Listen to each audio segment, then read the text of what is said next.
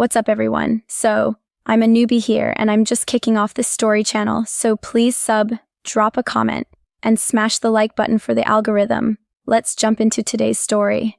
I'm sure my boyfriend hacked my phone and is spying on me. I'm going through an extremely difficult situation. I think my partner is acting secretively. He may have hacked my phone, is tracking me when I'm not home, gained access to all my online accounts, and is constantly lying. My partner works as an electrical technician and I'm sure he has enough knowledge to pull all of this off. I feel lost and desperately need advice. How do I understand what's happening and what steps should I take next?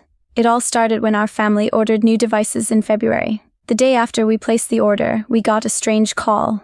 A man said that one of the 4 phones sent to us wasn't actually new, but refurbished. This seemed odd because he identified himself as a Verizon employee, called our home phone several times, and said he would definitely call back at 5 o'clock to discuss this with my partner, but never called back. On March 12th, Verizon received all our old devices and reset them to factory settings. About 3 weeks later, on April 3rd, I received an email and message that my TikTok account had been hacked. My email address and phone number linked to it were removed. After checking, it turned out this was done from a Samsung Galaxy S22 somewhere in Connecticut. I live in Iowa. This alarmed me because the S22 was exactly what I had recently returned to Verizon. Around the same time in early April, I received a notification about unauthorized access to my eBay account. I don't remember the exact date, but it was around the same time as the TikTok incident. Around the first week of April, I was using my partner's phone and noticed that his WhatsApp was open but required a fingerprint to enter. He usually only uses biometrics for banking apps, so I got curious. On May 1st, I was using his tablet with his permission. We supposedly have nothing to hide from each other. I looked through his Google account activity to see if there was anything related to WhatsApp. There were over a dozen WhatsApp launches recorded, even though he claimed he only used it for work and never at night. I also saw activity related to File Manager, and that he was opening his files and gallery at strange times. Then through his Google activity, I went into Verizon Cloud and found recently deleted photos of his female coworker, as well as some random nude photos. Additionally, I noticed contacts with WhatsApp written at the end of their names. I wrote down about 12 names and numbers of girls and photographed his activity on my phone. When I confronted him with all this, he said yes, he used to chat with girls and receive photos from them, but that was many years ago. Now, according to him, he's not hiding anything. Within a couple of days after I discovered all this on his tablet, strange things started happening with my own phone. All photos except screenshots of his Google activity disappeared. Thousands of pictures. In the following weeks, apps started glitching. The phone had to be constantly restarted. And I also got the feeling that the camera was turning on by itself, and possibly taking pictures without my knowledge. Around the same time, I found a broadcast channel on my phone created in my name, even though I didn't create it, and a message in settings that opening some apps requires IT administrator permission. I obviously don't have any administrator. I'm a housewife. By May 6, my phone was already in terrible condition. You just had to look at it. It looked glitchy. Settings, apps, icons. Some apps I couldn't open at all, and others that I definitely deleted somehow appeared again. There were strange files everywhere in the phone dated January 1st, 1980, that I couldn't open. That same day, I noticed my partner couldn't reply to messages. He was sending them, but I wasn't receiving them. I started thinking, like he did, that multiple devices in our house were infected with a virus or hacked. Around May 7th or 8th, the phone situation got drastically worse. I realized my text messages were being intercepted by someone. All real conversations were replaced with strings of random letters and numbers. When I clicked on these altered messages, they showed the same random image over and over again. Even scarier was that several new messages appeared among them that I hadn't written or received before, with frightening phrases like, "He's back and I'm watching you."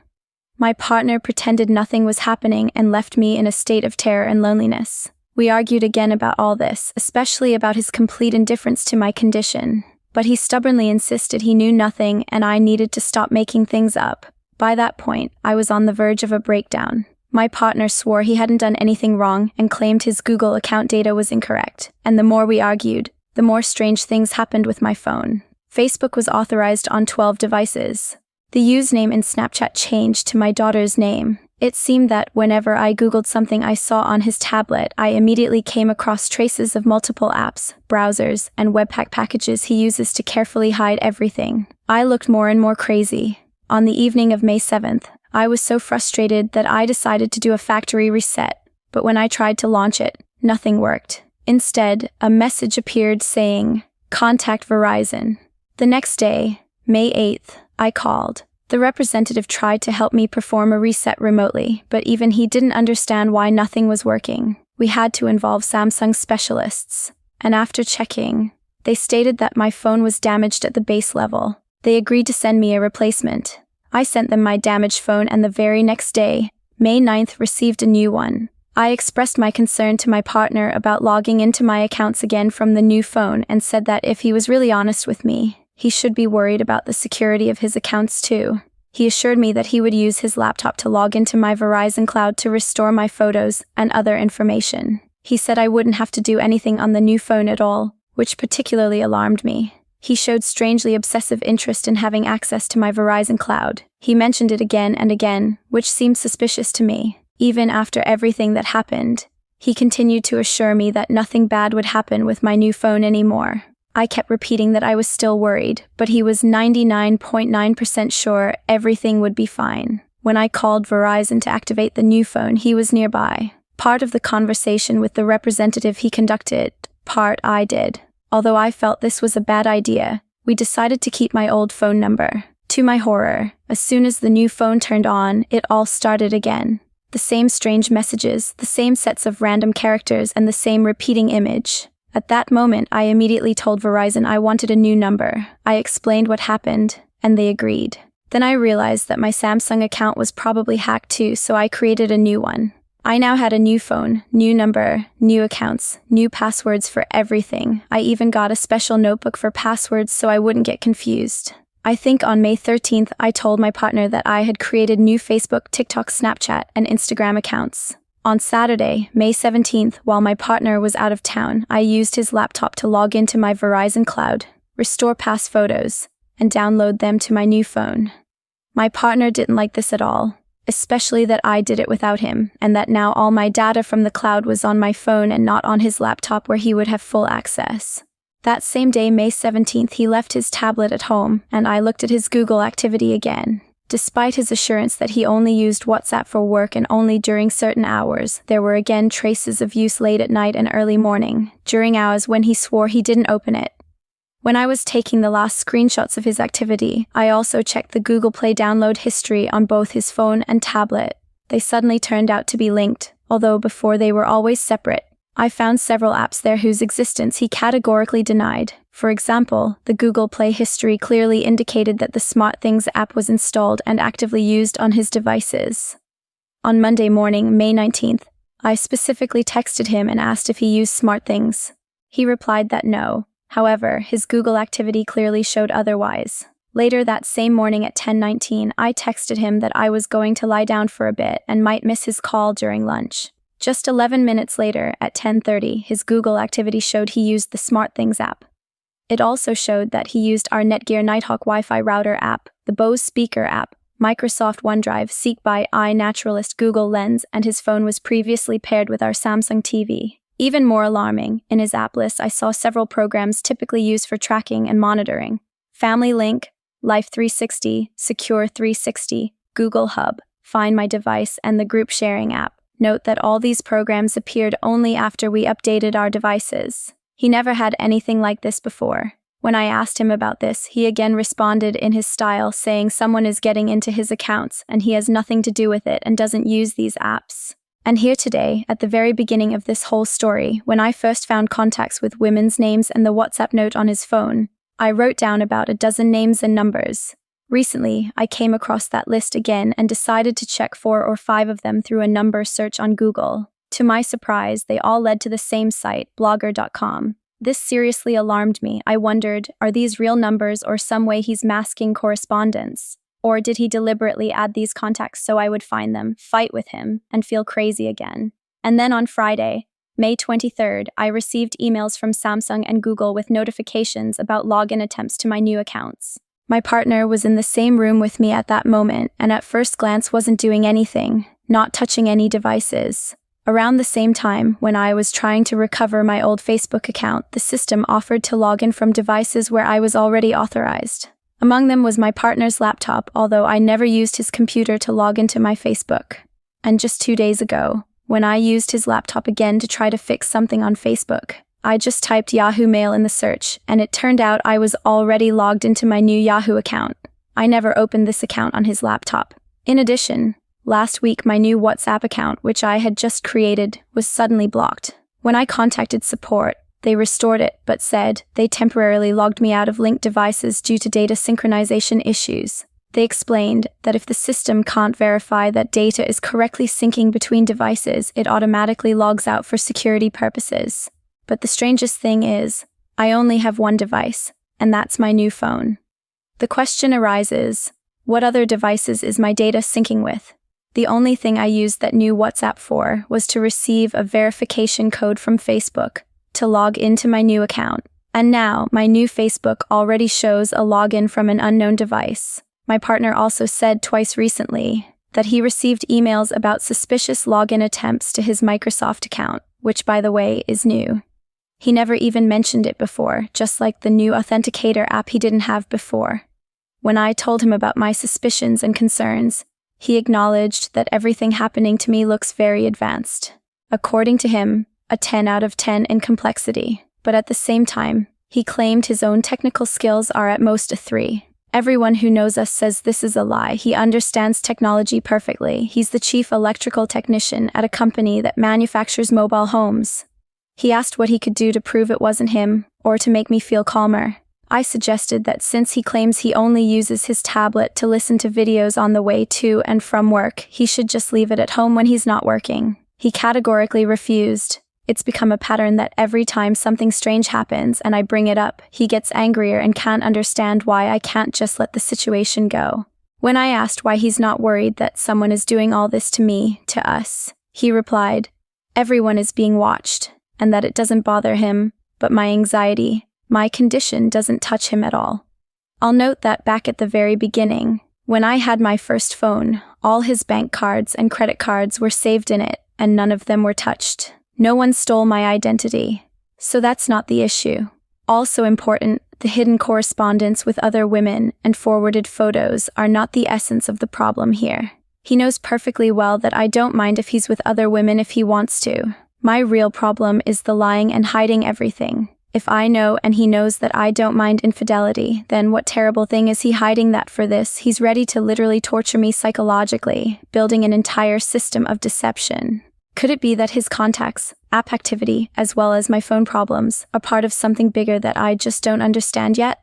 My father is in prison. He's a powerful person capable of any form of surveillance and manipulation which my partner knows about. I even said that maybe he's behind all this, or is everything much simpler? The person I've been sleeping in the same bed with for the last 15 years is actually just psychologically torturing me to hide something much more terrible than infidelity or spending money on sites like OnlyFans.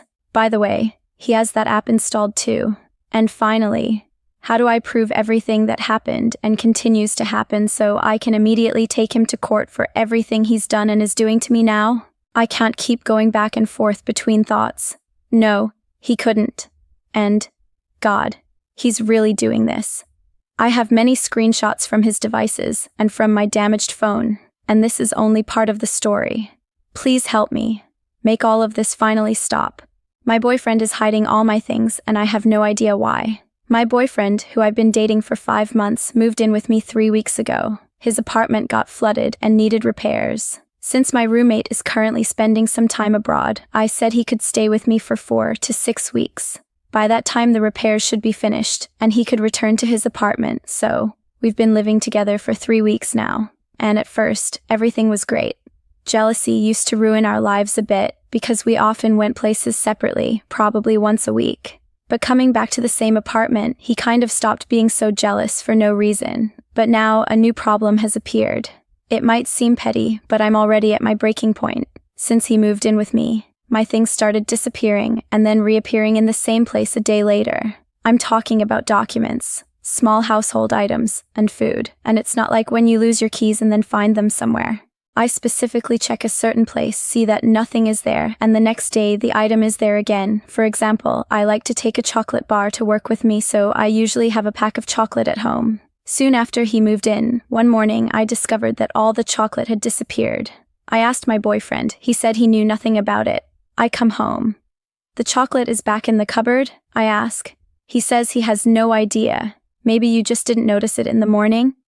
We're talking about a large pack of like 12 chocolate bars. How could I not notice? At first, I thought it was some kind of weird joke, but he gets angry when I mention it.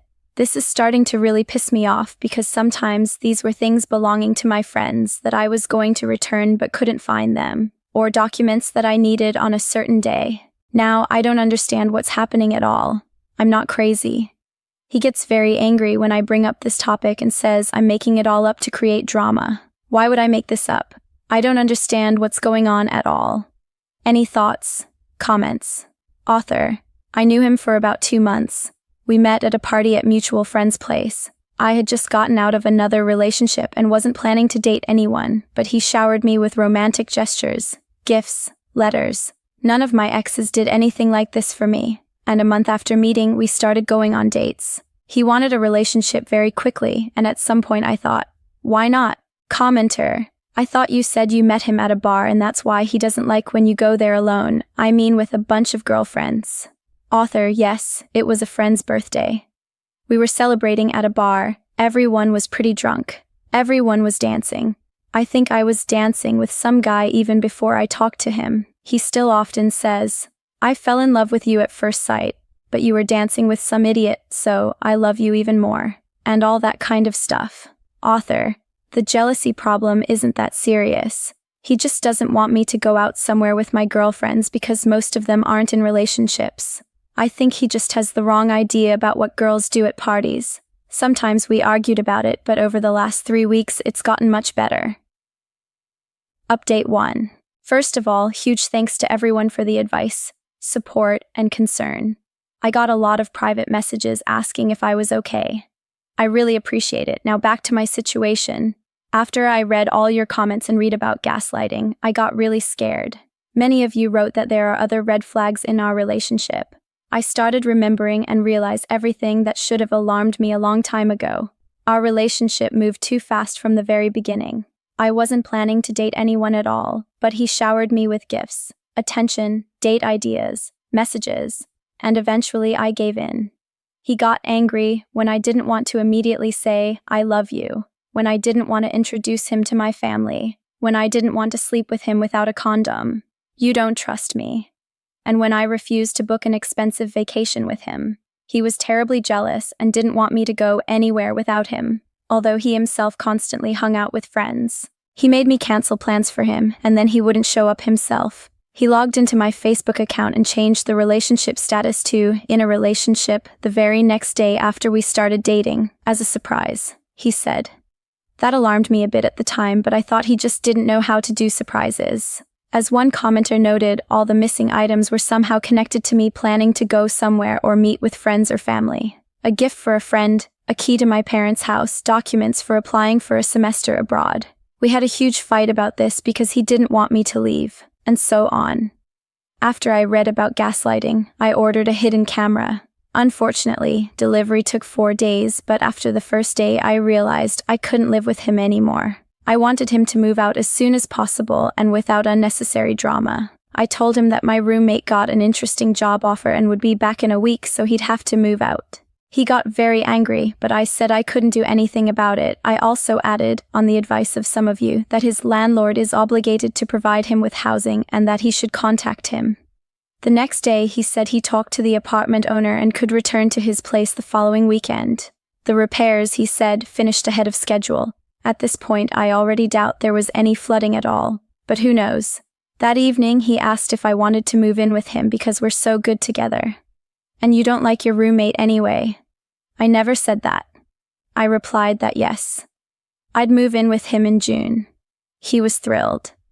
While I was waiting for the hidden camera to arrive, one episode happened. A book disappeared that I had ordered for my father on Amazon and was planning to take to him the next day. At least that's what I told my boyfriend.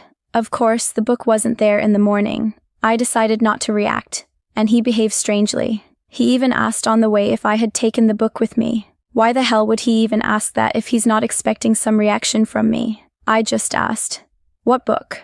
"The one you wanted to take to your father." "I have no idea what you're talking about." That evening, the book, of course, was lying on my desk again, and I again pretended not to notice anything.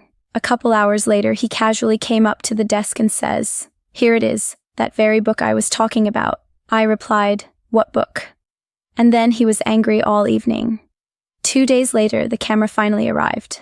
I installed it while he was at the gym and put a letter on the desk that I needed for work. I wasn't at all surprised when after a few hours it disappeared, and the next day appeared again. When I finally was home alone and could watch the recording, I saw what I already knew. He, walking past the desk, took the letter, put it in his gym bag, and then returned it to its place a few hours later. But seeing the evidence, I decided not to confront him. Honestly, I was scared of how he would react, and I had already decided I would break up with him as soon as possible. Besides, the camera didn't show his motive, and he wouldn't explain anything anyway. It really annoyed me that I most likely would never know why he was doing this. On the last evening, before he was supposed to return to his repaired apartment, I said I wanted to watch an old movie called Gaslight. Thanks to everyone who recommended it. Really a great movie. He watched it with me but was quieter than usual, while I kept commenting that the plot was unrealistic and the main character was just crazy. I expected some reaction, but he just sat there, noticeably nervous. On Sunday, he packed his things and returned to his apartment. My brother arranged for a locksmith to change the locks, and as soon as that was done, I sent him a message. I wrote that everything between us was over, that I don't want him to contact me anymore, and that I'm sincerely sorry he hid my things just to make the relationship more interesting. Since then, he's been calling me nonstop, but I don't answer and won't. I know this isn't the most heroic or spectacular ending. I could have confronted him with the recording, but instead just cowardly broke up with him via message. However, I didn't want confrontation and scenes at all. I just wanted to end everything as quickly and calmly as possible. If I learned anything from all this, it's that you shouldn't rush headfirst into relationships. Over the last 7 years, I've been jumping from one long relationship to another, and I think it's time for me to be alone and focus on my studies. For now, I'm going to live with my brother for a couple weeks, and will probably change my phone number. It's a shame I can't explain why he did all this. Maybe it was kleptomania, some kind of joke, or he was just going through my things because something about my behavior annoyed him. I'll most likely never know. In all the messages he sent me, he only writes that he doesn't understand what I'm talking about and that he never took my things. Final update. I'd like to tell you a happy ending, but unfortunately, the breakup didn't go as smoothly as I thought. I didn't answer when my ex called and didn't respond to any of the endless messages, but I still read most of them. And then somewhere after 4 days, his tone suddenly changed. At first it was, "I love and miss you so much. I don't know what you think I did, but I swear I didn't do anything wrong. Whatever anyone told you, it's a lie. Please give me another chance." And then it became, "You'll never be happy. No wonder everyone leaves you. I hate you, and there won't be a second chance no matter how much you want it. For your own good, pray we never meet again." That same week I blocked his number, but I got an uneasy feeling when strange things started happening. Some friends called asking if I was okay. They were somehow sure that I broke up with him to focus on my mental health. Twice I came to work and colleagues were surprised to see me because someone called and told them that I wasn't feeling well and couldn't come. When I asked who it was, they said it was my doctor who called. My ex also wrote to my mom on Facebook. They never met, and he pretended to be a concerned friend asking about my well-being after my last breakdown. This was easy to explain to family, but much harder at work. After 3 weeks of living with my brother, I decided to return to my apartment. And this turned out to be a bad idea. On the second evening, I saw my ex in front of the building and then started seeing him almost every other day. He stood on the other side of the street and just looked at the building. A week later, someone started ringing the doorbell at 3 a.m. This continued for 5 nights in a row.